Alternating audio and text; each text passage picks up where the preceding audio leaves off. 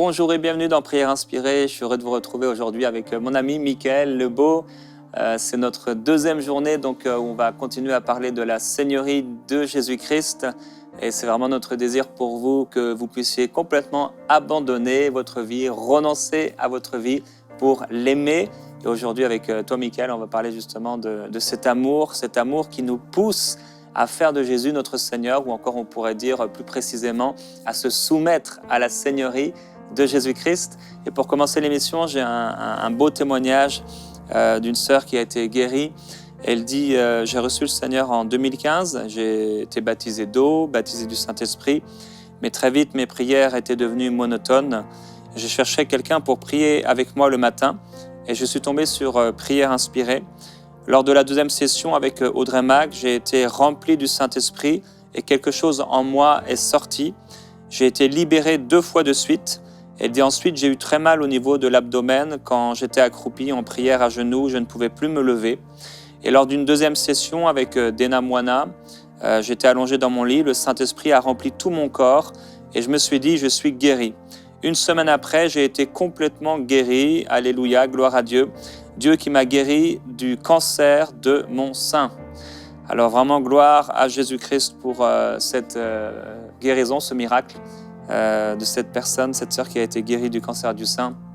Et nous voulons aussi proclamer la guérison, la puissance de Dieu sur vous au nom de Jésus-Christ. Si vous êtes malade et si vous avez le cancer du sein, que maintenant vos seins soient purifiés, assainis par la puissance de Jésus. Sa main pure vous touche maintenant et vous guérit complètement. Et si vous avez cette maladie, recevez maintenant par la foi simplement cette guérison au nom de Jésus. Parfois, on peut encourager les gens à toucher leur écran comme un acte de foi, comme une action, un acte qu'on pose en se disant « Maintenant même, je reçois cette guérison ». Et vous pouvez le faire et recevoir cette guérison parce que le Seigneur vous aime. Et avant de te laisser la parole, Mickaël, j'avais un texte sur le cœur par rapport à ce passage, ce message que tu vas nous partager aujourd'hui. C'est un extrait de la vie de Pierre. Il est écrit après qu'ils eurent mangé, ça se trouve dans Jean chapitre 21. Jésus dit à Simon-Pierre, « Simon, fils de Jonas, m'aimes-tu plus que ne le font ceux-ci » Il lui répondit, « Oui, Seigneur, tu sais que je t'aime. » Jésus lui dit, « Prends soin de mes agneaux. » Il lui dit une seconde fois, « Simon, fils de Jonas, m'aimes-tu » Pierre lui répondit, « Oui, Seigneur, tu sais que je t'aime. » Jésus lui dit, « Sois le berger de mes brebis. » Il lui dit pour la 3e fois, « Simon, fils de Jonas, m'aimes-tu » Pierre fut attristé de ce qu'il lui avait dit pour la 3e fois, « M'aimes-tu » Et il lui répondit, « Seigneur, tu sais toutes choses, tu sais que je t'aime. » Jésus lui dit, « Prends soin de mes brebis. » Et après, Jésus va lui partager le fait que quand il était plus jeune, il allait où il voulait, mais que lorsqu'il sera vieux, c'est quelqu'un qui l'attachera et qui le mènera dans un endroit où il ne voudra pas aller. Et hier, avec toi, Mickaël, on a parlé de Jésus Seigneur, Jésus Kyrios, Jésus le Maître. On a dit que Jésus n'était pas seulement venu pour nous sauver, mais pour être le Maître, pour diriger complètement notre vie. Et que beaucoup de chrétiens, en fait, beaucoup de gens prient, vont à l'église, etc. Mais ils ont simplement cru en Jésus sauveur, mais ils ne se sont pas soumis à la Seigneurie de Jésus-Christ. Et en fait, on voit à travers leur vie que c'est une réalité. Jésus n'est pas leur Seigneur, mais ils sont encore le maître de leur propre vie. On le voit par leurs actions, par leurs pensées, par leur vie, par leurs choix. Jésus n'est pas le Seigneur, il n'est pas le maître, il n'est pas, comme tu le disais, le Kyrios de cette époque romaine, entre autres, où il y avait des royaumes, il y avait des rois, il y avait des seigneurs qui étaient là et qui gouvernaient, qui dominaient, et qui avaient des esclaves. Et les esclaves étaient vraiment, ils avaient le Kyrios au-dessus d'eux. C'était leur maître et eux, ils étaient juste des esclaves. Et donc, tu nous as rappelé cette vérité importante, que Jésus soit notre maître, notre Kyrios. Amen, Jérémie. Et je crois qu'aujourd'hui, tout chrétien devrait dire comme Paul l'a dit, il avait cette révélation de son identité. Il n'existait plus. Ma vie ne m'appartient plus, elle appartient à mon Seigneur. Et il écrivait ses lettres en disant, entre autres, Paul et Timothée, le mot grec c'est doulos, esclaves du Seigneur Jésus. Il commençait comme ça, rappelant à tout le monde qui nous sommes en tant que chrétiens. Notre vie ne nous appartient plus, mais elle appartient à celui à qui on a donné notre vie, à qui on a fait allégeance, Jésus-Christ, notre Seigneur et notre Sauveur. Mais je réalise que beaucoup de chrétiens, et parfois nous-mêmes, pour être transparents dans nos vies, c'est pas toujours facile d'obéir à la parole de Dieu. On sait que c'est bon, on sait que c'est agréable, on sait que c'est ce que Dieu veut, mais là, parfois, on peut avoir du mal. Et plusieurs luttent avec cette parole et ont une vie, comme on dit parfois, un pied dans le monde, un pied avec Dieu. Ils savent ce que Dieu veut, mais ils n'arrivent pas à le faire. Et la réalité, c'est que le problème, en fait, c'est qu'il y a quelque part un amour qui s'est refroidi. Parce que si on se souvient de nos premiers pas avec le Seigneur, notre conversion, on a été touché par le Seigneur et on lui a donné notre vie, on a fait de lui notre Seigneur et notre Sauveur. Et les jours qui ont suivi, tout était facile. On était prêt à tout pour lui. On était prêt à parcourir le monde pour parler de Jésus et témoigner de Jésus. On était prêt à tous les sacrifices possibles parce qu'en fait, on lui avait vraiment donné notre vie. Notre foi était profonde parce qu'en fait, notre amour était profond. Et à la base de tout, ce que Dieu veut, c'est qu'on fasse de lui notre Seigneur, on se soumette à sa parole, on se soumette à sa volonté, avec comme seule motivation l'amour. Dieu n'est pas intéressé par la peur, ni par les intérêts. Les religieux de l'époque, les pharisiens, les juifs, n'avaient pas cette révélation de l'amour de Dieu. Donc ils essayaient ils faisaient de Dieu leur Adonai, leur Seigneur, par peur du jugement. Si tu fais pas ça, tu iras en enfer. Ou si tu fais ça, voilà la bénédiction que tu auras. Mais ce n'est pas du tout le cœur du Seigneur. Le Seigneur veut qu'on abandonne notre vie, qu'on se donne entièrement à lui par amour. Et Jésus dit, pour rappeler le verset qu'on a lu dans Luc au chapitre 6, verset 46, il dit « Pourquoi m'appelez-vous Seigneur, Seigneur, et ne faites-vous pas ce que je dis ?» Là, le Seigneur nous interpelle, il dit « Il y a un non-sens. Vous dites que je suis votre Seigneur qui vous sauve, mais pourquoi vous ne faites pas ce que je vous dis? Suis-je réellement votre Seigneur ?» Et il va te donner dans Jean chapitre 14, 23 la clé qui fait qu'on pourra faire de Jésus chaque jour de notre vie notre Seigneur. Il dit, Jésus lui répondit, « Si quelqu'un m'aime, il gardera ma parole. » Autrement dit, si quelqu'un m'aime, je serai son Seigneur, quoi que je lui dise, il le fera. Si quelqu'un m'aime, il gardera ma parole. Et c'est important de comprendre que c'est l'amour qu'on a pour le Seigneur qui nous pousse à tout lui donner, et rien d'autre, qui doit être vraiment la source de notre motivation. La loi de l'amour, elle dit, notre amour pour notre Seigneur et notre Sauveur vient de la révélation de son amour pour nous. L'amour répond à l'amour. Autrement dit, si on aime le Seigneur Jésus, ce sera facile pour nous d'obéir à sa parole et de nous soumettre à sa seigneurie. Si notre amour pour lui fait défaut, on aura du mal. Mais pour qu'on l'aime, il faut qu'on réalise son amour pour nous. Si on réalise la hauteur, la largeur, la profondeur, la longueur de son amour, les choses vont couler naturellement. Et on va tout lui donner.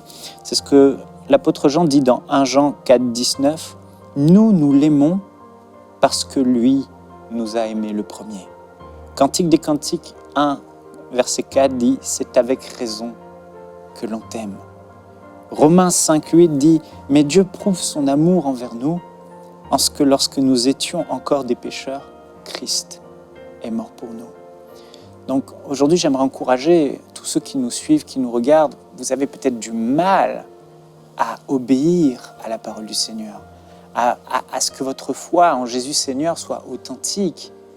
Mais quelque part, est-ce que réellement vous avez réalisé, ou vous vous souvenez, ou vous rappelez l'amour que Jésus a pour vous? C'est là la clé. Dieu prouve son amour envers nous en ce que lorsque nous étions encore des pécheurs, Christ est mort pour nous. Moi, j'essayais de plaire à Dieu avant ma conversion. J'essayais de lui être agréable, j'essayais de faire tout un tas de choses voilà, je vais obéir. Je n'arrivais pas. C'est vrai que je n'avais pas encore le Saint-Esprit, etc. Mais ce qui s'est passé de particulier, c'est que j'étais en Bretagne, dans cette réunion des hommes d'affaires du plein évangile. J'étais au dernier banc, dernier rang. Et là, pendant que le prédicateur prêchait, j'ai eu une vision de Jésus. Mes genoux sont trop choqués, j'avais le cœur qui palpitait. Et le Seigneur Jésus, j'ai vu son visage, j'ai vu son amour en vision dans mon cœur et il m'a dit, Michael, je t'aime. Et Jésus s'est révélé d'abord comme le Sauveur. Et quand j'ai réalisé pour la première fois de ma vie, réellement, que j'étais un pécheur, que j'étais coupable, que je méritais la mort, que je méritais d'aller en enfer, que je méritais d'être jugé et puni, parce que j'avais fait ce qui était mal, parce que je menais ma vie dans le désordre, mais que là, ce jour-là, j'ai vu ce visage de Jésus, j'ai vu son sang couler à la croix, j'ai réalisé qu'il est l'innocent qui a donné sa vie à ma place. Je méritais d'être cloué sur cette croix et de mourir, je méritais d'être puni, mais il m'a tellement aimé qu'il a pris ma place. Et ça, c'est extraordinaire. Ce jour-là, j'ai réalisé la profondeur, la grandeur de son amour. Dieu, venu sur cette terre, mourir pour moi à ma place, donner sa vie à ma place, prendre la punition que je méritais à ma place. Ça m'a profondément touché. Et là, j'ai entendu Jésus me dire, Michael, je t'aime. J'avais le cœur qui allait exploser de son amour. Et après avoir été touché par son amour comme ça, il va me donner un ordre. Pas une suggestion, un ordre. Il va me dire, comme il le fait souvent dans les évangiles, c'est le Seigneur, abandonne tout, lâche tout et suis-moi. Je ne sais pas comment il a fait ça, mais en une fraction de seconde, j'ai vu toutes les choses que je tenais depuis tout petit. Ces choses que je voulais faire, qui étaient à moi. Personne n'avait le droit d'y toucher. Personne ne pouvait empêcher là où je voulais aller. C'était ma vie, ma volonté. Je faisais ce que je voulais. J'étais le Seigneur de ma vie. Et voilà que ce Jésus, qui est Dieu, se révèle à moi dans cette petite réunion en Bretagne. Et il me dit, abandonne tout, lâche tout. J'étais tiraillé, Jérémie, à l'intérieur. Il y avait une lutte. Personne ne voyait, mais la lutte était tellement intense que je tremblais. Le Seigneur m'a demandé quelque chose. Vais-je obéir ou vais-je désobéir? Et là, j'avais le choix qui allait me faire entrer dans le royaume de Dieu. Est-ce que j'allais renoncer aux choses qui me sont les plus précieuses pour faire de Jésus mon Seigneur, celui qui dirige ma vie, dirige mes pas maintenant, ou n'allais-je pas le faire? J'ai eu une lutte, et ce qui m'a convaincu, c'est que j'ai été touché par son amour. Je ne l'ai pas fait parce qu'il est Dieu et qu'il est tout-puissant et qu'il va me terrasser et m'écraser et un jour j'irai en enfer. Non, c'est parce qu'il m'a touché, parce qu'il a fait à la croix pour moi. Et là, on rejoint ce que Jean dit. Nous l'aimons parce que lui nous a aimés le premier. Il m'a touché. Son amour m'a touché. Et là, j'ai tout abandonné pour lui. Là, j'ai renoncé à ma vie. Et on voit dans les évangiles, il y a tellement de choses. Il y a la femme pécheresse qui est venue au pied de Jésus. Et Jésus va dire à son sujet, elle va pleurer au pied de Jésus, elle va verser ses larmes, elle va essuyer ses pieds avec ses cheveux, elle va verser du parfum sur sa tête. Et Jésus va dire, ses nombreux péchés lui ont été pardonnés, c'est pour cela qu'elle m'a témoigné tant d'amour. Mais celui qui a eu peu de choses à se faire pardonner ne manifeste que peu d'amour. Si chaque jour de notre vie, en prenant la Sainte Seine, on prenait le temps de contempler la croix de Jésus-Christ, ce qu'il a fait pour nous, se souvenir chaque jour, faire vivre ce sacrifice dans notre vie, comme si c'était hier qu'on l'avait vécu, notre amour pour lui va grandir et ce sera facile pour nous d'obéir à sa parole, parce qu'on l'aime et on l'aime parce qu'il nous aime. Et je me souviens aussi de Zachée, tu sais, ce Zachée, il était quoi lui, percepteur d'un clé, bon, je ne sais plus le nom là.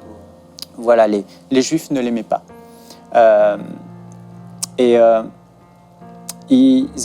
Zachée collectait les impôts. Zachée était un homme qui avait beaucoup de biens, beaucoup de richesses. Les Juifs ne l'aimaient pas parce qu'il était un peu considéré comme un traître. Il collectait les impôts pour les Romains. En plus, il volait, il était dur, etc. Et Zachée était petit de taille, mais il était intrigué par Jésus. Il avait vu en Jésus la lumière que lui n'avait pas. Il avait vu en Jésus la sainteté qu'il n'avait pas. Il avait vu en Jésus que c'était Dieu, le créateur de toutes choses venu sur cette terre. Et tout le monde fuyait Zachée dans le peuple juif. Mais Zachée monte sur un arbre pour voir Jésus. Personne ne sait qu'il est là peut-être, mais Jésus passe. Et il est Dieu et il sait que Zachée est là. Il regarde Zachée. son regard se pose sur Zachée. Tout le monde fuit Zachée. Tout le monde traite de Zachée de gros pécheur, de traître ou je ne sais quoi. Mais Jésus, lui, s'arrête pour regarder Zachée et lui dit, Zachée, descends de ton arbre, parce que je viens manger, je vais loger chez toi.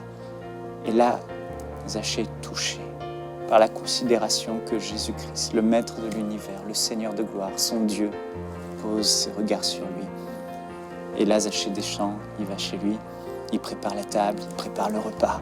Et Jésus vient et il dit à Jésus, Seigneur Jésus, si j'ai volé des choses, je vais les restituer au quadruple et je vais donner la moitié de mes biens. Et là, Jésus va dire, le salut est entré dans sa maison. Et on voit que Zachée a été touché par l'amour de Jésus et que la considération, la bonté que Jésus a eue pour lui, la manifestation de l'amour que Jésus a eu pour lui, il a pris le temps de s'arrêter pour lui. Zachée a été touché. Et Zachée a obéi à l'enseignement qui était à Jésus naturellement, parce qu'il a été touché par son amour. Et j'aimerais finir en disant dans Apocalypse chapitre 2, verset 4, ce passage de Jésus, parce que en tant que chrétien, on commence souvent bien par la foi. Jésus, mon Seigneur, mon Sauveur, je te donne tout. Mais avec le temps, on reprend notre vie. Avec le temps, on commence à reprendre les rênes de notre vie et on commence à faire ce qu'on veut et on discute avec la parole de Jésus. Il nous dit quelque chose, oh, ouais, bon, c'est un verset de plus. Non, c'est pas un verset de plus. C'est ce que notre Seigneur nous demande de faire. On n'a pas à discuter, on a à la recevoir. Et là, ça montre un refroidissement de notre amour. Jésus va dire, mais ce que j'ai contre toi, c'est que tu as abandonné à l'église d'Éphèse ton premier amour. Souviens-toi donc d'où tu es tombé, repens-toi et pratique tes premières œuvres. Et là, c'est formidable. Jésus va dire, mais ton problème, le problème que tu as avec ma parole, pour pratiquer les premières œuvres que ma parole te demande de faire, c'est parce qu'au fond, ton amour n'est plus comme au début. Tu as oublié ton premier amour. Et ce que Jésus va lui dire à cette église, c'est « souviens-toi ». Ça paraît tout bête. Mais est-ce que chaque jour, on se souvient d'où on vient? Est-ce que chaque jour, on se souvient que si Jésus ne nous avait pas tant aimés, qu'il n'était pas venu sur cette croix, on n'aurait ni la paix, ni la joie, ni le Saint-Esprit. On irait en enfer pour l'éternité. On serait privé de cette paix. C'est horrible. Mais Jésus dit, souviens-toi. On doit se souvenir d'où on est venu. On doit se souvenir de ce qu'il a fait pour nous. On doit se souvenir de son grand amour. Parce qu'il est mort à la croix pour nous. Et cet amour va naturellement nous pousser à nous repentir. Si on désobéissait à sa parole, si on avait du mal à se soumettre à Jésus Seigneur dans notre vie, tout à coup, parce que son amour revit en nous, nous en retour, on l'aime naturellement et on se repent, on change de voie et on pratique à nouveau ses œuvres. Donc j'aimerais simplement encourager aujourd'hui, rappeler que ce qui va nous permettre d'obéir au commandement du Seigneur Jésus, c'est son amour, comme il l'a dit. Si quelqu'un m'aime, il gardera ma parole. Amen. Amen. Gloire à Dieu, c'est l'Évangile. C'est l'Évangile et c'est puissant et on veut effectivement vous encourager à l'aimer passionnément. C'est le plus grand de tous les commandements. Aimez Dieu. Aimez Dieu. On veut le dire à MCI TV. Aimez Dieu. Aimez le Seigneur. Faites de lui le premier. Tu adoreras le Seigneur ton Dieu. Tu l'aimeras de tout ton cœur, avec toutes tes forces, avec tout ce que tu es, avec toute ta pensée. C'est son commandement, son désir pour nous, mais c'est vrai, il nous a aimés le premier. Et aujourd'hui, on veut, dans ce temps de prière, se rappeler, se souvenir de son amour, se souvenir de la croix, se souvenir de notre premier amour aussi pour lui. On veut se souvenir de Jésus-Christ. Seigneur Jésus, merci. Merci pour ton amour, merci. Parce que tu n'as pas fait les choses à moitié. Tu n'es pas venu chez nous comme un voleur, en passant rapidement pendant qu'on dormait. Non, tu t'es manifesté à nous. Tu t'es révélé à nous. Tu es venu avec une telle clarté, une telle lumière, que devant ta lumière, devant la révélation, comme celle que Michael a partagée, c'était si clair, c'était si évident. On n'a pas pu faire autre chose que de te dire oui, que de se soumettre parce que tu es bon, devant ton amour. Seigneur, on a dit oui. C'est toi, Jésus. C'est le même Jésus, toi, Amen. Seigneur, qui est venu parler à Pierre. Tu lui as dit, est-ce que tu m'aimes? Alors prends soin de mes brebis. Ça va être dur, ça va être difficile, mais si tu m'aimes, tu y arriveras. Seigneur, par amour, on veut se souvenir aujourd'hui, oui, de ce premier amour que nous avions pour toi et de cet amour qui est encore aujourd'hui grâce à toi. Cet amour qu'on te porte, tu es notre bien-aimé, tu es notre amour, notre Dieu. Tu es l'époux parfait, précieux. Tu es l'amoureux de notre cœur. Oui, on a bien des raisons de t'aimer. Jésus-Christ, tu es si saint, si pur, si bon, si parfait, si juste. Tu es véritable. Il n'y a pas de mensonge en toi. Il n'y a pas de ténèbres en toi. Il n'y a pas de méchanceté en toi. Il n'y a pas d'iniquité en toi. Il n'y a rien de mauvais en toi. Alléluia. C'est pourquoi tu as reçu les clés de la mort et du séjour des morts. Parce que tu as été rendu parfait. Tu as été parfait. Tu as appris l'obéissance par les choses que tu as souffertes. Parce que tu nous as aimés. Alléluia. Quand tu as dit pardonne-leur parce qu'ils ne savent pas ce qu'ils font, tu étais non seulement en train de le dire pour ceux qui t'ont amené sur cette croix, mais pour nous-mêmes. Parce que nous ne savions pas. Parce que nous étions pécheurs perdus. Parce que nous étions remplis de péchés, de ténèbres. Et nous dirigeons chacun notre propre vie. Seigneur, comme des gens qui sont maîtres, les maîtres. Tu es venu nous chercher. Et on veut te dire merci.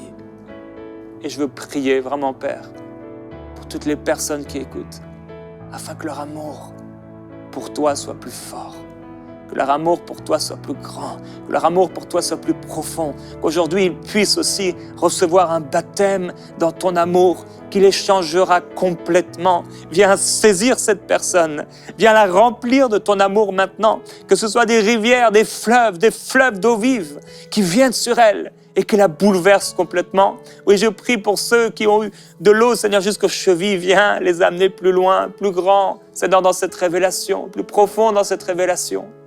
Nous t'aimons, Jésus. Tu es si bon, si doux, tu es humble de cœur. Tu es merveilleux. Nous t'aimons, Jésus-Christ. Seigneur. Nous t'aimons, Seigneur. Je pense à ce verset, Seigneur, où le prophète Jérémie te vit de loin. Tu es Jésus. Je vis de loin l'Éternel et il me dit, je t'aime Alléluia. d'un amour éternel. Tu es bon. Oui, Seigneur, je prie que ton peuple aujourd'hui Tu es bon. puisse expérimenter la profondeur, la largeur, la hauteur, la longueur, toute la dimension de cet amour que tu as eu pour nous. Tu es glorieux. Cet amour que tu as pour chacun d'entre nous, cet amour qui t'a poussé à quitter ta gloire, cet amour qui t'a poussé à t'humilier, cet amour qui t'a poussé Je à t'aime, venir sur Seigneur. cette terre et à te soumettre à la volonté du Père en mourant sur cette croix. Je t'aime, Jésus. C'est avec raison que nous t'aimons. Alléluia. Saint-Esprit, oui, comme Jérémie l'a prié, je prie que tu illumines les yeux des cœurs pour qu'aujourd'hui les yeux s'ouvrent sur cette révélation de l'amour que Dieu a manifesté pour chacun d'entre nous à la croix de Golgotha en livrant son Fils bien-aimé, en livrant ce qu'il avait de plus précieux, Jésus-Christ, son Fils bien-aimé. Merci pour un si grand amour, Père. Merci Jésus pour une si grande soumission et un si grand amour, d'avoir accepté d'aller sur cette croix et de souffrir. Ton sang a coulé pour les innocents que nous sommes. Ton sang a coulé. Ta vie a été livrée. Tu es allé dans le séjour des morts. Tu es allé à notre place. Tu as souffert. Ton dos a été meurtri, labouré comme un champ. Ton visage a été, la barbe a été arrachée. Tu as été frappé, tu as été fouetté, tu as été cloué, tu as été humilié. Tu as exposé ta nudité à la honte face à cette foule nombreuse alors que tu es Dieu. Alors que le souffle de ta bouche aurait pu terrasser tous les hommes. Mais tu t'es souvenu de nous. Tu es venu nous chercher. Et nous voulons, Seigneur, nous souvenir d'où nous sommes tombés. Oui, nous étions des pécheurs. Oui, nous méritions de mourir. Mais tu nous as tellement aimés que tu es venu te révéler à nous. Merci, Seigneur, pour ce grand jour. Que mon frère, ma sœur puissent aujourd'hui se souvenir de ce grand jour. Que son amour pour toi puisse être renouvelé aujourd'hui. Que sa passion pour toi puisse être renouvelée aujourd'hui. Qu'il se passe quelque chose dans le cœur, que ce qu'il ne ressentait plus, que cette sécheresse spirituelle, cet élan d'amour qui avait disparu, ce premier amour qui s'était refroidi, cette passion pour toi, pour ton royaume, pour ta personne, pour se retrouver dans ta présence, revienne à nouveau. Parce que tout ce que nous avons, tout ce que nous faisons, tout ce que nous sommes, c'est pour toi. Tout est pour toi, Jésus. Tu es l'alpha, l'oméga. Tu es le commencement. Si nous existons, c'est pour toi. Un jour, nos yeux te verront et nous serons face à toi. Il ne restera ni le voisin, ni le frère, ni la sœur, ni l'oncle, ni la tante, ni le conjoint, ni les enfants, mais nous serons seuls face à toi. Seigneur, aujourd'hui, nous voulons renouveler notre amour pour toi. Cet amour qui nous pousse à abandonner notre vie. Cet amour qui nous pousse à nous abandonner à toi. Cet amour qui nous pousse dans le lieu secret. Cet amour qui nous pousse à lire la parole. Cet amour qui nous pousse à témoigner de toi. Cet amour qui nous pousse à nous soumettre entièrement à ta volonté. Que cela soit notre partage par la puissance de ton esprit aujourd'hui. Alléluia. Gloire à Dieu. Alléluia. Je voudrais parler à un musulman maintenant et vous dire que Mahomet n'a rien fait pour vous. Jésus-Christ a donné sa vie pour vous. Et vous pouvez, là où vous vous trouvez, il y a quelqu'un qui est dans une chambre d'hôpital, je ne sais pas si c'est vous qui êtes musulman, pardon, dans une chambre d'hôtel. Et en ce moment même, Jésus veut se révéler à vous. Et là où vous vous trouvez, le Seigneur veut vous toucher, vous remplir de son amour. Ce sera une révélation. Et ce que vous avez besoin de faire, c'est lui dire, Jésus, oui, je suis d'accord de te donner ma vie, mon cœur, toute ma destinée, mon futur, mon présent. Je te le donne. Je te le donne. Alléluia. Faites-le. Faites-le. Il y a aussi des hommes, des gens religieux, même des chrétiens, entre guillemets. Mais vous suivez des prophètes, vous suivez des hommes, vous suivez des saints, vous suivez des gens qui sont morts. Vous suivez Marie ou je ne sais quel saint ou sainte. Et c'est une idole dans votre vie. Mais ils n'ont rien fait pour votre salut. Ce n'est pas eux qui sont morts sur cette croix. Ils ne pourront en aucun cas jamais remplacer Jésus-Christ. Et aujourd'hui, le Saint-Esprit vous dit d'abandonner cette idole, d'abandonner cette adoration envers cette personne, envers cet homme mort ou vivant, et de faire de Jésus-Christ le Seigneur, de vous soumettre à lui complètement, pleinement. On vous bénit au nom de Jésus-Christ. On va se retrouver demain dans Prière Inspirée. Suivez cette émission demain. Ce sera important, des choses importantes vont vous être apportées. Amen.